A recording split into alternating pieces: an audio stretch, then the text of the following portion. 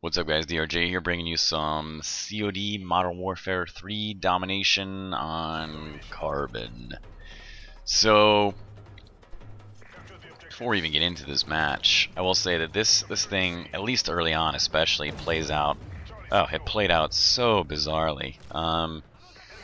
Okay, right there, nice unit collision, gotta love it. Can't move. So these guys that I'm playing with, I had played several games with, and I think actually I gave up after playing this round.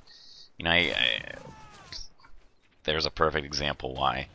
So, you know, situations like that, that guy that has somehow worked his way around like our back point within the first 2 fucking seconds of the match and shouldn't be able to be there given the position that my teammates were in. It just seems so odd. The guys that are playing this game, both my teammates and the enemies, it almost felt like I was playing against bots. I mean, I think about, honestly, a dozen different times in this match, I literally thought I was playing against bots. Their actions just seemed so so out of touch and seemed to just not make any sense. There's a handful of times here where the flag is well, it's the enemy's flag. We go on it. I kill everybody that's there, and then like I had five team members that just ran right across the flag and kept going, and they just ran right across it. No camping no capping or anything like that. They just ran past it, and it's not like we were under heavy fire or it's not like they were all trying to solo cap it or something like that. There was no rhyme or reason to literally every other team member on my team running away from that flag. That's nice. Definitely had a chance to react to that. Although it was stupid to run out there in the open. But there were so many red dots and I never saw any of them. It's also a little strange to see so few people talking in game. Usually there's at least a few people talking, especially yeah, this is just weird. So the few times that I've been killed now, like, the second time was probably more my fault, but that first and the third was just strange. Like, he's standing there not moving, just standing there with his gun pointed on the doorway, and he still got the kill on me, but it's just strange. You just wouldn't expect somebody to be there, not moving, just standing in the doorway. Yeah,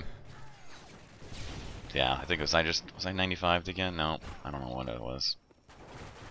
Oh yeah, there we go. Now that was cute. Just fucking random spray kills me in 2 to 3 shots. So like I said, I end up finishing up and doing really well in this round. Not really well, I do fine. A lot of you guys too have been asking me what my KD is, and I have tanked so many rounds playing as the Riot Shield, and I still think that's I don't know why. I just think it's so much fun, and something I still need to work on. I'm trying to get like a solid round of getting like a nice positive KD as the Riot Shield, and it has not happened yet. When I say using the Riot Shield, I don't mean using the Riot Shield as like a tactical device, then switching to pistols, because that's fucking lame. I mean using the Riot Shield and just beating people's brains with it. Anyway, it's just one of the things that I'm trying to work on, and it's easier said than done, I guess. You can definitely rack up a lot of points with it. You can sit, actually, I think it blocks both turret and, see, this is why it's suicide to try to solo cap. You get people coming out like that. So here, there's 3 people on the radar, 4 people on the radar that had just walked past this flag. And I'm solo capping this flag, and 4 people just walked right past it, like it's not even here. What the hell? And then just what is he doing right there? What? I mean, this doesn't make sense. But anyway, to go back to the KD thing, like I said, so my KD is probably hopelessly fucked up permanently due to going so negative so many times. Which is really kind of too bad. I wish you could have some way to, like if you take a stats class, I mean, you learn about things like anomalies and stuff like that. And the way that it averages your your games together. It's not. So many of these guys are shooting. I'm not seeing them. It's not. You know, it takes all the outliers. It takes the extreme high games and the extreme low games. And like I said, I think because of those extreme low games so many times, I think the game lists my KD as being like, I think it's barely at like a 1-to-1 KD ratio. So obviously I'm not running a 1-to-1 KD. You know, I think I've played this game. I haven't played for another better part of a week. I'll sit down and play for a few hours, and I post pretty much every fucking round that I play. But like I said, my KD, unfortunately, the game has locked in at something like a 1-to-1 ratio. I think more realistically, it's probably closer to a 6 to 8 if I'm playing domination. That's why I would rank it somewhere around a 6 to 8. So who knows? Of course, they are fucking up my helicopters left and right. Just makes sense. By the way, the most effective helicopter I think that exists is that AH-9 Overwatch, the personal Overwatch helicopter that follows you around, protects you. I've had to save my life on numerous occasions. It literally kills people that are like shooting me, or I didn't know that they were there trying to shoot me in the back. And just a fantastic helicopter. Also, because it follows you around and it's more local, maybe it's not as high up as the other helicopters. It is less likely to be shot down. It's the one that tends to stay up the most too, so kind of interesting. Also, I briefly talked about this in one of my other commentaries, but yeah, got a little greedy there. But I think running all helicopters is the most effective assault package for at least domination, because you're actively participating while your kill streaks are up and going versus trying to, well, the downside to having like an Osprey or something like that. Come on, juicy kills, yeah. You guys are fucking stupid. Is the downside of running Ospreys, number one, you're not actively run and gunning while that thing is running around and doing its thing. Also, you need to find a position to lay down, and I didn't realize it until I ran it the other day, but you can die while you pull it out. And anyway, it seems stupid. I think you can put a lot of pressure on people when your choppers are in there and you're fighting them and forcing them to run and move. Look at that, it's just bizarre. And you're forcing them to run and move and do things that they don't want to do, you know, push them out of cover, you know, corral them into a certain area to lock them down and let your teammates beat up on them real good. So, very, very interesting. The other thing is, let's just talk about, you know, strike packages in general real quick. I think that certain packages are obviously, it doesn't take a genius to figure it out, but, you know, running certain strike packages really depends on which type of map you're playing. I think it has less to do with your style of play and more to do with, you know, which game type you're playing. I think Assault works beautifully if you're a halfway decent player on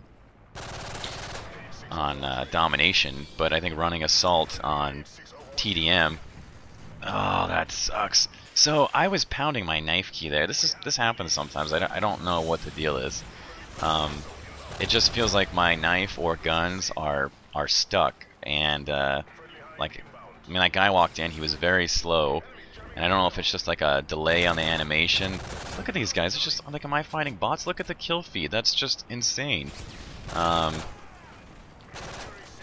It's just a fucking turkey shoot.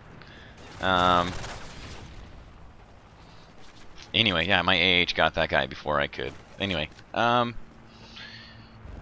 so like I was saying, that there's different strike packages. Like I said, they work really well or they don't work so well depending on the game type. If you play TDM, running Assault is stupid. Like TDM and Kill Confirmed, in my experience, can be very enjoyable depending on the maps that you're playing, but also depending on the maps, they can be horrifically campy and far, far, far worse than Domination. I think Domination can be really tough without, well, I don't say without a decent team, because I think most of the times that I'm playing this, and the majority of rounds that I'm showing you, are my team getting our asses beat. I mean, we just eclipsed them in the score just now.